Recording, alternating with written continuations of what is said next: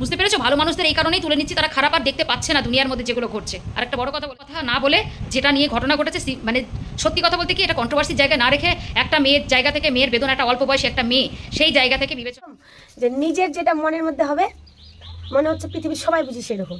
যাদের বাড়িতে বিয়ে বাড়ি ওদের আনন্দ মনে হবে, চারিদিকেই মনে হয় বিয়ে বাড়ি, কিন্তু না, কোনো একটা পাশের বাড়ি দুঃখ হচ্ছে।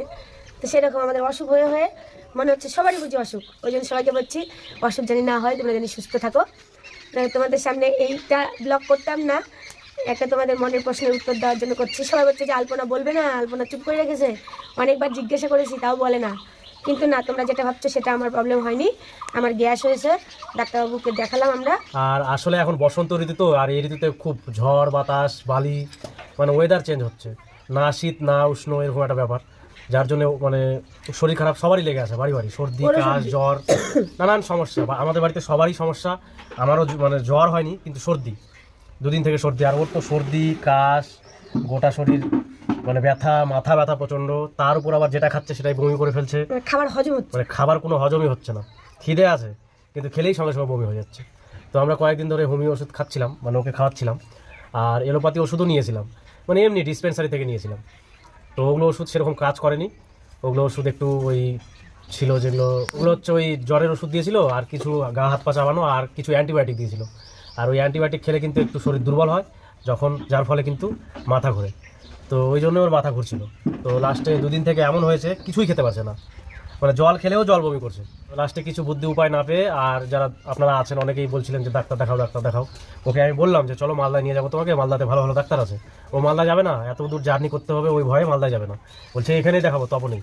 তো এখানে তপন হসপিটালে না, গঙ্গারামপুর হাসপাতালের ডাক্তারকে দেখালাম, সঞ্জয় দত্ত নাম। তো বাদ বাকিটা শোনো কী হলো, ফোন করা থেকে শুরু করে, মানে যোগাযোগ করা থেকে শুরু করে। ডাক্তার ফোন করেছে তপনে, বলেছে কি বলিউডের বাবা এসছে। তখন ওরা বলছে কি, কে এসছে? তখন বলছে কি সঞ্জয় দত্ত। তখন বলছি ও আসবে আসবে। ওই কাকুরা আমাদের এমনি হাসাহাসি করে, মানে ফোনে চিনতে পারেনি হয়তো বা যে কে ফোন করলো। তখন বলেছে, তো ওরা হাসছে যে বলিউডের বাবা সঞ্জয় দত্ত।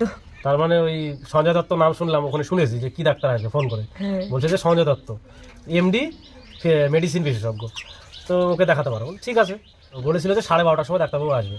তো আমি জানি যে হসপিটালের ডাক্তার একটু দেরিতেই আসে, কারণ ওদের শিফটিং ডিউটি থাকে বা আরও কোথাও বসে। তো ফোন করে শুনলাম যে এসছে নাকি ডাক্তার। আর বলিউডের তো বাবা জানো সঞ্জয় দত্ত, ওই জন্য একটু রহস্য করে বলেছিলাম। তোমরা প্রথমে বুঝতে পারছিল না, তারপর পরে যখন ভালো করে বললাম তখন ওরা বললো যে আসেনি, তোমরা একটু পরে আসো। তো সেই জন্য আমরা এখানে বাড়ি থেকে 1:30টার সময় বের হয়েছিলাম। 1:30টার সময় বের হয়েও মানে সেই দোকানে গিয়ে দেখছি যে ডাক্তারবাবু আসেননি। তো বলছে তোমাদের একটু কাজ সেরে যদি থাকে কাজ সেরে আসো, তারপরে এসে এখানে আমরা ফোন করে নেব। তারপর আমরা একটা কাজে গেছিলাম, ওই কাজটা সেরে আমাদের ফোন করলো যে আসো, ডাক্তারবাবু চলে এসছে। তো ডাক্তারবাবুর কাছে ওকে নিয়ে গেলাম, সব কথা বললাম, বলে এই পেশেন্টটা 3 মাসের ওষুধ দিয়েছে, একটা 3 মাসের ওষুধ দিয়েছে, আর একটা গ্যাসের ওষুধ দিয়েছে 10 দিনের। ভালো করে শুনলে, ভালো করে দেখলে, এরপরেও তোমরা আর কত রকমের মানে বাজে জিনিস ছড়াবে, মানে এটা অনেক কিছু পুনরাবৃত্তি ঘটে জানো তো। তো সেটা নিয়ে আমি পরে আসছি, কিন্তু ব্যাপারটা হচ্ছে আমি যেটা বলতে চাইবো যে মেয়েটা কোনোভাবে প্রেগনেন্ট ছিল না।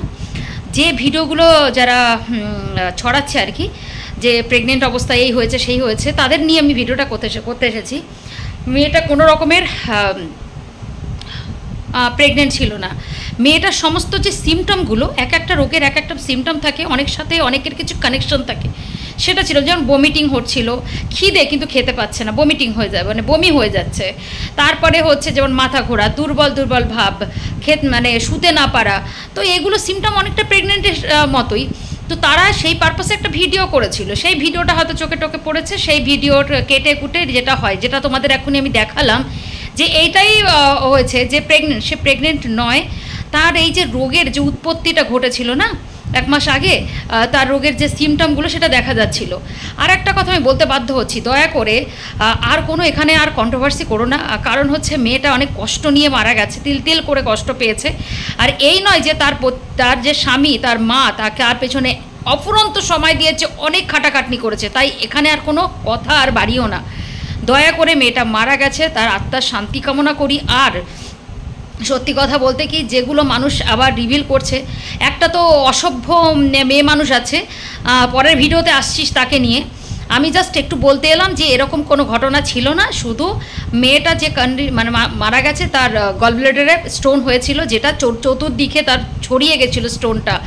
তো সেটা অপারেশন মানে অপারেশনের যেটা হয় অনেক রকমের খারাপ হতে পারে, সেই ভেবে অপারেশনটা হচ্ছিল না। আর এটার আমার মাথায় আমি একটু আনতে পারলাম না যে রক্তের গ্রুপ সেটা কি করে চেঞ্জ হচ্ছিল, মানে একবার ও পজিটিভ একবার ও নেগেটিভ তারপরে এবি, মানে এটা আমার মাথার উপর দিয়ে যাচ্ছে, জানি না এটা কেন হলো, বা কোনো ভুল ট্রিটমেন্ট, তোমরা যে বলছো ভুল ট্রিটমেন্ট, এই যে নিউমার মানে রিউমার ছড়াচ্ছ যে ভুল ট্রিটমেন্ট কিসের ভুল ট্রিটমেন্ট, কাকে বলে ভুল ট্রিটমেন্ট? তো তখনই হয় যখন মানুষ ধরো বাচ্চা ডেলিভারি হওয়ার সময় কোনো কিছু পিত্তনালী যে কোনো কিছু কেটে ফেললো, বা একটা সিজারিয়ান কিছু জিনিস ওর ভিতরে ঢুকে ফেললো, সেলাইটা ভুল করে ফেললো, সেগুলো হচ্ছে বাই মিস্টেক। কিন্তু এক্ষেত্রে কিন্তু কোনো রকমের গাফিলতি হয়নি, যথেষ্ট তারা মা আর স্বামী মিলে চেষ্টা করেছে, করার পরে। আর সত্যি কথা বলবো, এখানে না যেটুকু লেখা আছে সেইটুকু সবাই নিয়ে যাবে। আজ আমি এরম করে কথা বলছি, কালকে আমি নাও থাকতে পারি। আর কলিযুগ, সবথেকে বড় কথা জেনে রাখো, কলিযুগ। ভালো মানুষরা আগে যাবে, ভালো চিহ্ন থাকবে না, শুধু খারাপের দাঙ্গা থাকবে, খারাপ নিয়ে মারপিট হবে, ভালো কিছুর শোনার বা দেখার সময় কারোরই থাকবে না। মানে যারা ভালো মানুষ তাদেরই খারাপ দেখার সময় থাকবে না। তাই জন্য ঈশ্বরের এটাই চাওয়া, বুঝতে পেরেছো? ভালো মানুষদের এই কারণেই তুলে নিচ্ছি, তারা খারাপ আর দেখতে পাচ্ছে না দুনিয়ার মধ্যে যেগুলো ঘটছে। আর একটা বড় কথা বলে দিলাম, তাই ফালতু কথা না বলে যেটা নিয়ে ঘটনা ঘটেছে, মানে সত্যি কথা বলতে কি, এটা কন্ট্রোভার্সির জায়গায় না রেখে একটা মেয়ের জায়গা থেকে, মেয়ের বেদনা, একটা অল্প বয়সী একটা মেয়ে, সেই জায়গা থেকে বিবেচনা করো, ঠিক আছে? আর কিছু বললাম না, সবাই ভালো থেকো।